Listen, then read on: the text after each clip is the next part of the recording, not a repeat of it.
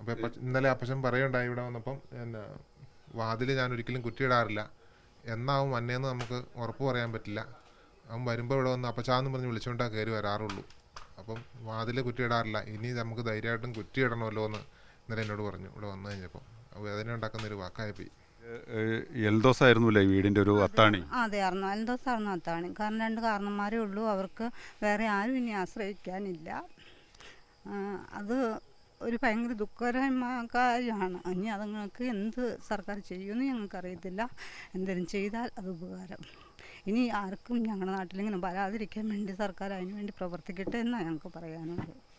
എന്തായാലും വളരെ ദുഃഖമുണ്ട് ഇവരെ ഓരോ വാക്കുകളിലും. കാരണം ഈ സാഹചര്യങ്ങൾ തന്നെ നമുക്ക് കണ്ടാൽ മനസ്സിലാകാൻ സാധിക്കും ഈ വീട്ടിൽ എൽദോസ് എത്രമാത്രം ആശ്രയമായിരുന്നു എന്നുള്ളത്. പ്രായമായ മാതാപിതാക്കൾ ഉണ്ട്, ഒരു കർഷക കുടുംബമാണ്. അവരാലാവുന്ന രീതിയിൽ അവർ ജോലി ചെയ്യുന്നു, എൽദോസിനാവുന്ന രീതിയിൽ എൽദോസും ജോലി ചെയ്യുന്നു. അങ്ങനെ ഒരു കുടുംബം പോറ്റിക്കൊണ്ടിരുന്നു. എന്തായാലും ഇതുമായി ബന്ധപ്പെട്ടുള്ള എൽദോസിൻ്റെ മൃതദേഹം സംസ്കരിക്കുന്നതിനുള്ള ചടങ്ങുകൾ അത് ക്രമീകരിക്കുന്നതിൻ്റെ തിരക്കിലാണ് ഇവിടെയുള്ള ആളുകൾ. എങ്ങനെയായിരിക്കും ഈ സംസ്കാര ചടങ്ങുകളൊക്കെ ക്രമീകരിച്ചിരിക്കുന്നത്? ഇപ്പോൾ നിലവിൽ മൃതദേഹം പോസ്റ്റ്മോർട്ടത്തിനായിട്ട് കളമശ്ശേരി മെഡിക്കൽ കോളേജിൽ കൊണ്ടുപോയിരിക്കുകയാണ്. അപ്പോൾ ഇവിടുത്തെ വാർഡ് മെമ്പർ, ജനപ്രതിനിധികൾ, ഇവരുടെ ബന്ധുക്കൾ, അയൽക്കാരൊക്കെ അവിടെ പോയിട്ടുണ്ട്. അപ്പോൾ ഞാൻ വിളിച്ചന്വേഷിച്ചപ്പോൾ 12:30 ബോഡി കുട്ടമ്പുഴയിൽ എത്തിക്കാനുള്ള ക്രമീകരണമാണ് ചെയ്തിരിക്കുന്നത്. 9:30 ആകുമ്പോഴേക്കും പോസ്റ്റ്മോർട്ടത്തിന് കയറ്റും.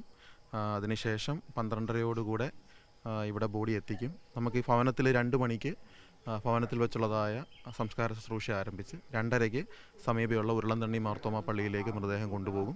അവിടെ നിന്ന് ചേലാടാണ് സെമിത്തേരി ഉള്ളത്, അവിടെ അടക്കുവാനാണ് ആഗ്രഹിക്കുന്നത്. അവിടേക്ക് മൃതദേഹം കൊണ്ടുപോകും. അപ്പോൾ അതിൻ്റെ ക്രമീകരണങ്ങളാണ് നിങ്ങൾ കണ്ടല്ലോ, വഴിയും കാര്യങ്ങളും ഒക്കെ ഇങ്ങനൊരു സാഹചര്യത്തിലാണ്. അപ്പോൾ അതൊക്കെ ഒന്ന് വൃത്തിയാക്കുന്ന ഒരു ക്രമീകരണത്തിലാണ് ഇപ്പോൾ നിൽക്കുന്നത്. എന്തായാലും അതിൻ്റെതായ ദുഃഖം എല്ലാവർക്കുമുണ്ട്. കാരണം ഈയൊരു കുടുംബം, ആ കുടുംബത്തിൻ്റെ ആളുകളോട് അവരോട് എന്ത് പറയണം, എന്ത് സംസാരിക്കണം എന്ന് നമുക്ക് അറിയില്ല. കാരണം അതിൻ്റെതായ വിഷമം എല്ലാവർക്കും ഉണ്ട്. എൽദോസിൻ്റെ പ്രായമായ മാതാപിതാക്കൾ, സഹോദരിയുടെ ഭർത്താവ്, അങ്ങനെ ആളുകളെല്ലാം തന്നെ ഇവിടെ ഉണ്ട്. എന്തായാലും ചേട്ടാ, ചോദിക്കുന്നതിൽ നമുക്കറിയാം, അല്ല, ഈ ദുഃഖത്തിൽ നമ്മൾ പങ്കുചേരുകയാണ്. ഒരു കുടുംബത്തിൻ്റെ അത്താണി നഷ്ടപ്പെടുമ്പോഴുള്ളൊരു വേദന നമുക്കറിയാം.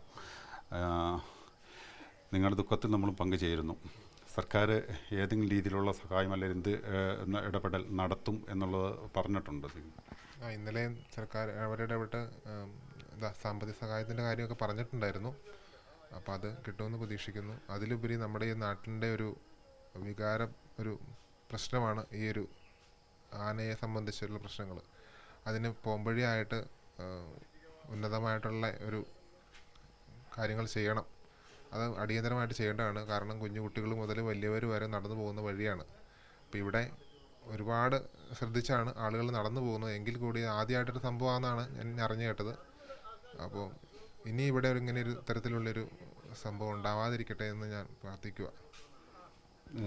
എൽദോസ് പൊതുവെ ആ ഒരു വരുമാനമല്ലായിരുന്നു കുടുംബത്തിൽ ശരിക്കും ആശ്രയം? അതെ. എൽദോസ് ജോലിക്ക് പോയി വരുമാനത്തിൽ നിന്നാണ് ഇവിടെ അപ്പച്ചനും അമ്മച്ചിയും ജീവിച്ചുകൊണ്ടിരുന്നത്. അപ്പോൾ ഒരു ആഴ്ചയിൽ ഉറപ്പായിട്ടും പുള്ളി ഒരു ദിവസം ഇവിടെ നിർബന്ധമായിട്ടും വന്നുകൊണ്ടിരുന്നതാണ്.